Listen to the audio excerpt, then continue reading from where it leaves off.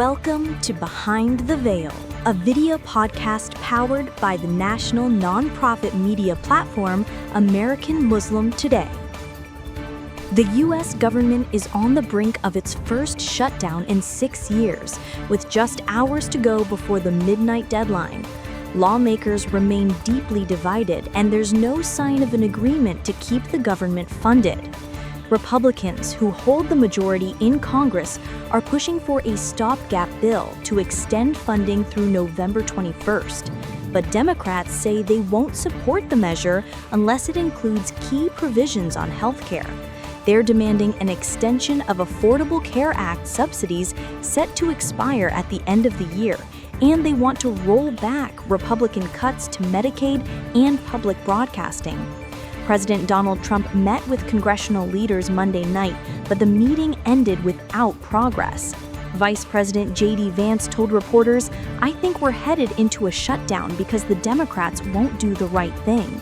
Senate Minority Leader Chuck Schumer, however, said the president seemed to finally grasp the seriousness of the healthcare crisis, but stressed that large differences remain. If no deal is reached, millions of federal employees will stop receiving paychecks, and hundreds of thousands will be furloughed. Even active-duty military personnel would go unpaid.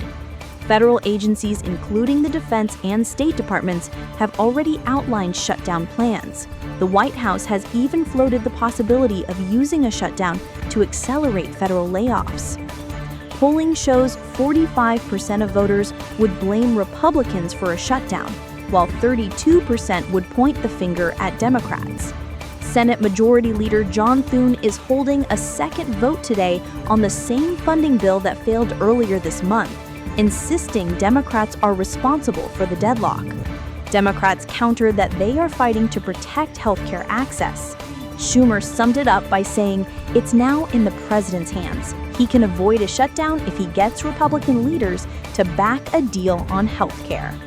The clock is ticking. Unless lawmakers can strike a deal before midnight, the U.S. government will officially shut down, leaving millions of Americans bracing for the impact.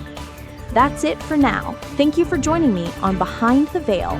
If you value our public service journalism, please support American Muslim Today, a 501c3 nonprofit, by following us on social media at American Muslim Today or donating at AmericanMuslimToday.com.